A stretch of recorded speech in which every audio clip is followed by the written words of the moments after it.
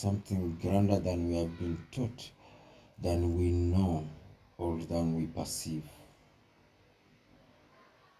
And this is how I break this, how I will define what love is. I will define love as existence. I will define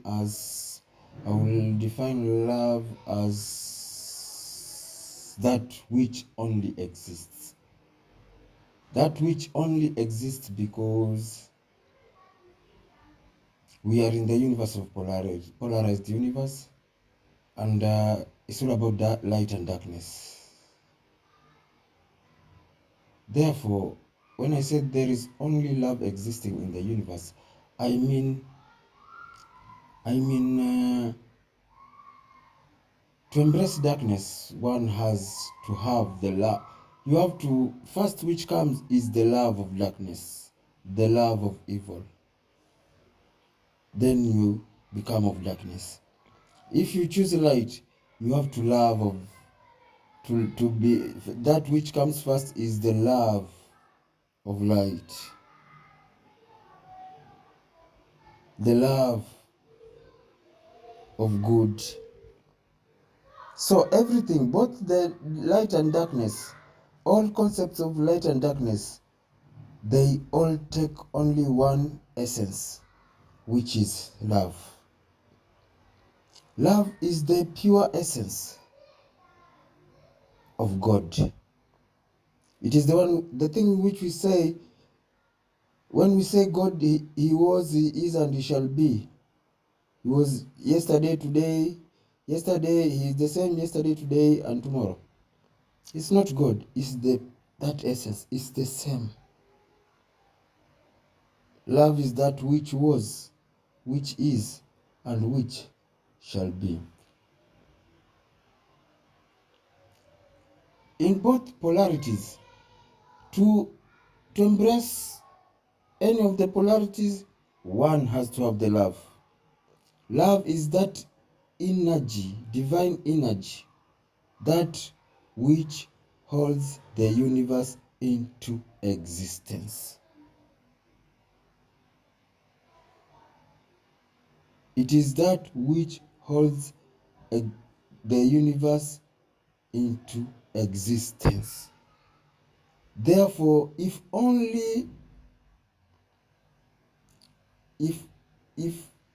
we say that love only exists, it means that there is only love existing. How you claim it is how you perceive it. How you claim the love in everything is how you perceive it, because it is the same energy or creation force.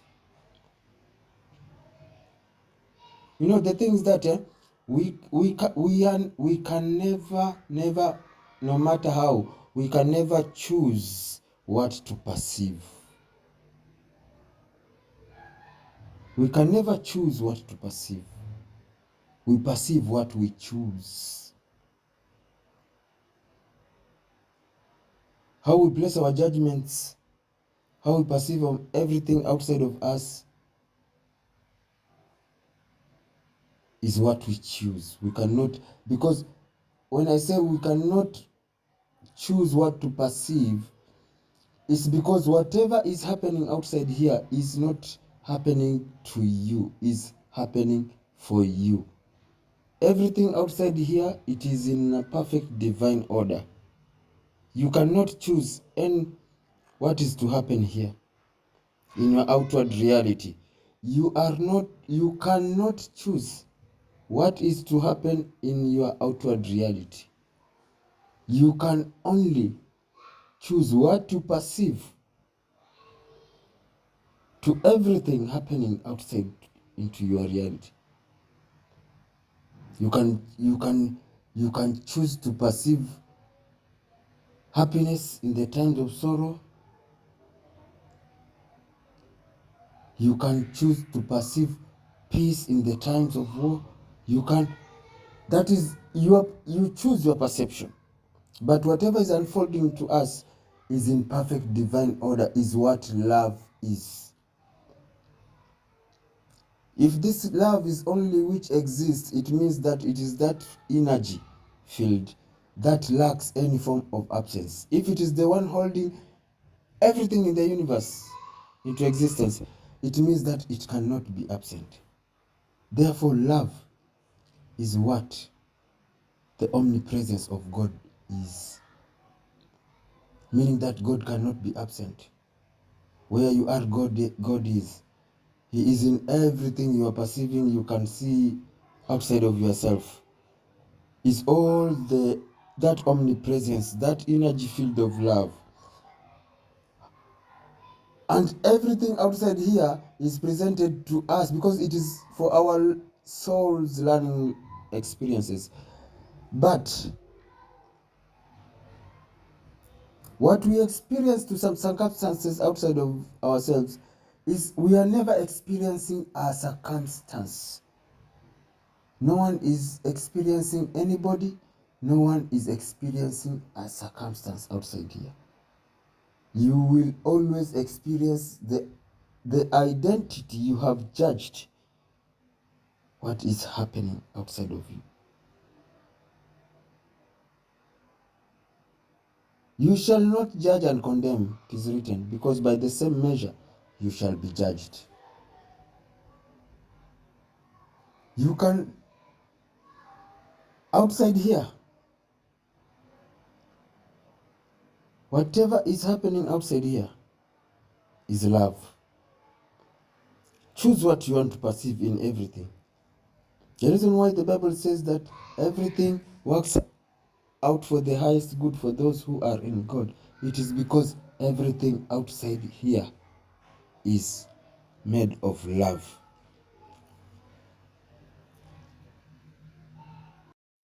Everything outside here is the pure essence of God.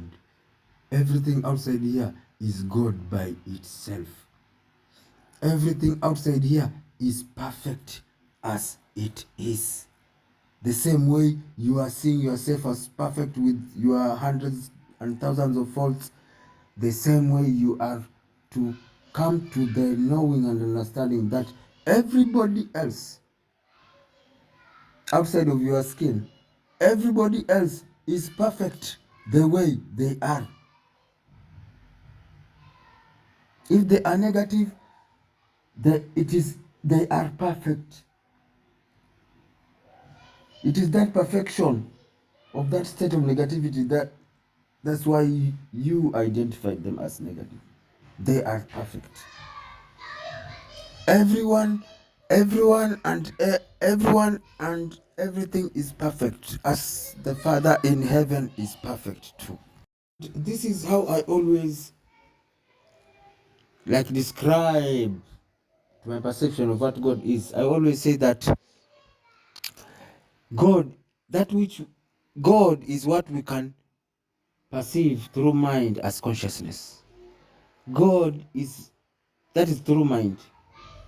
Through the heart is what we perceive as love. And through physicality outside of yourself is perceived as beauty. There is beauty in everything outside of us. Because beauty is what is holding this universe in form and shape. Beauty is what is bringing forth unfoldment in creation as itself. And when Jesus walked on this planet, he said that he instructed that thou shalt love thy neighbor.